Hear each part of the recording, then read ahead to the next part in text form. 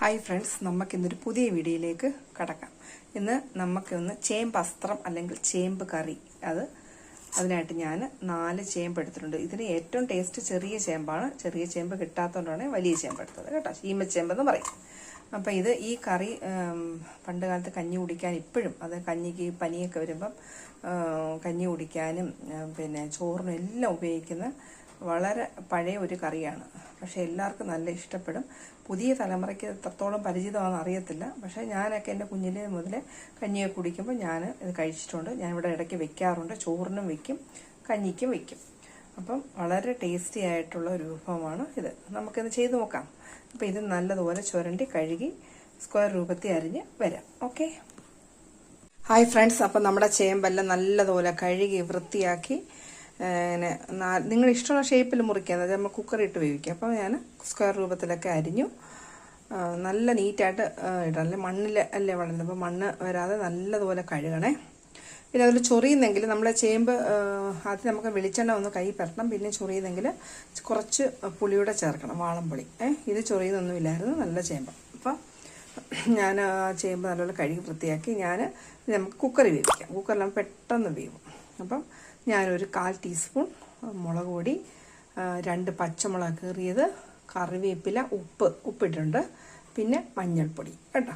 ഇത്രയും കൂടെ കുക്കറിലിട്ട് നമുക്ക് ആവശ്യത്തിന് വെള്ളം ഒഴിച്ച് നല്ലതുപോലെ വേവിക്കണം. ഒരു 2-3 വിസിലടിച്ചാൽ മതി. അപ്പോഴത്തേക്ക് വേവും. നമ്മുടെ ഇന്ധനവും ലാഭം, പെട്ടെന്ന് വേവുകയും ചെയ്യും, സമയവും ലാഭം കേട്ടോ. കുക്കർ കണ്ടുപിടിച്ചവർക്ക് ദൈവത്തിന് നന്ദി പറയുന്നത്. കുക്കറിലാണ് ഞാൻ കൂടുതലും ഉപയോഗിക്കുന്നത്. അപ്പോൾ നമുക്ക് ചെയ്യാം. ഓക്കെ.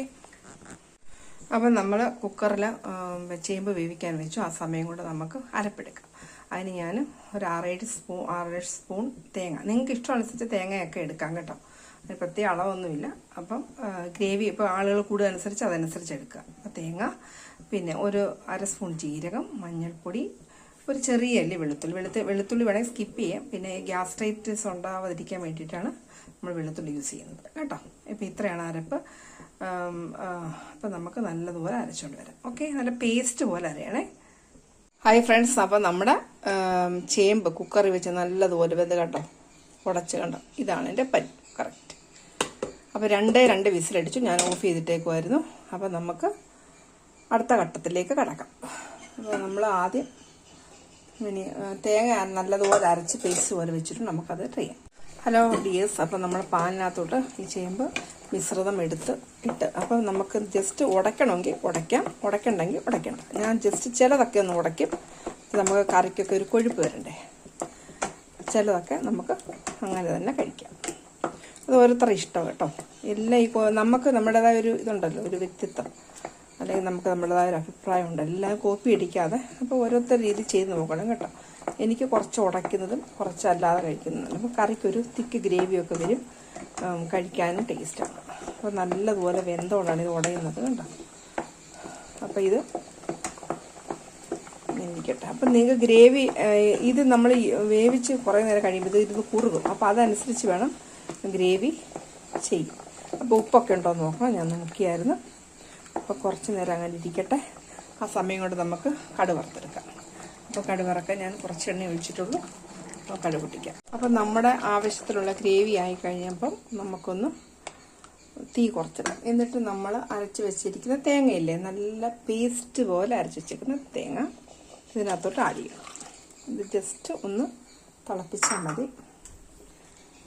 പെരിഞ്ഞോട്ട് കിടന്നിങ്ങനെ ഇതാവട്ടെ. ഇത് ഇരുന്ന് കുറുകും കേട്ടോ. ഇങ്ങനെ ഇരുന്ന് വെള്ളം പോലെ ആയിരുന്നാലും ഇരുന്ന് നല്ലതുപോലെ ചേമ്പ് കുറുകും. ആ സമയം കൊണ്ട് നമ്മുടെ കടുക് പൊട്ടുന്നേ ഉള്ളൂ. കടുക് പൊട്ടുമ്പോൾ നമ്മുടെ ഈ പിന്നെ ചെറിയ ഉള്ളി ഞാൻ 2 ഇട്ടിട്ടുണ്ട്, കറിവേപ്പില ഇട്ടിട്ടുണ്ട്, വറ്റൽമുളക് ഉണ്ടാക്കിയിട്ടുണ്ട് കേട്ടോ. വറ്റൽമുളക് നമ്മുടെ ഇല്ല, തീർന്നു. അപ്പോൾ 2 കറിവേപ്പില ഇട്ടേക്കട്ടെ. നല്ല ടേസ്റ്റാണ് അത് പൊട്ടിച്ചിടാം. ഹായ് ഫ്രണ്ട്സ്, അപ്പം നമ്മുടെ തേങ്ങ ഒക്കെ അരച്ച മിശ്രിതമൊക്കെ തിളച്ച് നല്ല കണ്ടോ, ചേമ്പൊക്കെ നല്ല വെന്ത് കുറുകി വന്ന് ഇനി ഇരിക്കും തോറും കുറുകും. ഞാനിന്ന് ചോറിനുള്ള ഒഴിച്ചുകറിയായിട്ട് ഇതാ വെച്ചേക്കുന്നത്. ഞാൻ ഇനി ഒത്തിരി കുറുക്കാൻ ഉദ്ദേശിക്കുന്നില്ല. അപ്പം ഞാനതുകൊണ്ട് തീ ഓഫ് ചെയ്യാണ്. അപ്പോൾ ഇനി ഇരുന്നങ്ങ് കുറുകും കേട്ടോ. ഞാൻ കുറച്ച് ഉടച്ച് ചേർത്ത് കുറച്ചല്ലാതെ ചേർത്ത് ഇനി ഞാൻ ഓഫ് ചെയ്തു. നമുക്ക് കടുക് അങ്ങോട്ട് പൊട്ടിച്ചിടാം. കണ്ടോ, എത്ര മനോഹരം അല്ലേ. അപ്പം നല്ല ടേസ്റ്റുള്ള ഒരു കറിയാണ് ഈ ചേമ്പ് കറി. ചെറിയ ചേമ്പ് വലിയ ചേമ്പ് നല്ലതാണ്, ചെറിയ ചേമ്പ് ഇച്ചിരി ടേസ്റ്റാണ്. അപ്പോൾ നമ്മുടെ നാടൻ നാടൻ പ്രദേശങ്ങളെല്ലാം ഇതൊക്കെ പണ്ടത്തെ അമ്മച്ചിമാരുടെ അപ്പച്ചന്മാരുടെയൊക്കെ സ്ഥിരം കറിയാണ്. ഇപ്പം ഒക്കെ ചെയ്യുമെന്ന് അറിയത്തില്ല. ഇപ്പം ഇവിടങ്ങളിൽ ഒക്കെ ഉപയോഗിക്കും. എല്ലാവർക്കും ഈ കറി ഇഷ്ടപ്പെട്ടെന്ന് വിചാരിക്കുന്നു. അപ്പം എല്ലാവരും ഇത് ചെയ്ത് നോക്കണം കേട്ടോ. ഈ സൂപ്പർ മാർക്കറ്റുകളിലൊക്കെ കിട്ടും ഈ ചെറിയ ചേമ്പ്, വലിയ ചേമ്പും മാർക്കറ്റുകളിൽ കിട്ടും. അപ്പോൾ എല്ലാവരും ഇത് പ്രാവശ്യം ചെയ്ത് നോക്കണം. നമുക്ക് വെറൈറ്റി കറി കൊടുക്കാമല്ലോ കുഞ്ഞുങ്ങൾക്ക്. തന്നെ നല്ല കുറുകുറാന്നുള്ള കറിയാണ്. ഇനി ഇരുന്ന് തന്നെ ഇതിരുന്ന് കുറുകും. ഓക്കെ, അപ്പം ഇത് ചോറിന് ഇതാണ്. അപ്പം ഇനി മീനുണ്ട്. അപ്പം ഒഴിച്ച് കറി ഉള്ളതുകൊണ്ട് നമ്മൾ ഇച്ചിരി ലൂസായി ഇനി ഇരുന്ന് കുറുകും. അപ്പോൾ എല്ലാവരും ഇത് വെച്ച് നോക്കുക. എന്നിട്ട് സബ്സ്ക്രൈബ് ചെയ്യുക, വാച്ച് ചെയ്യുക, ഷെയർ ചെയ്യുക. ഓക്കെ, എല്ലാവരും ദൈവം അനുഗ്രഹിക്കട്ടെ. Thank you. God bless you all.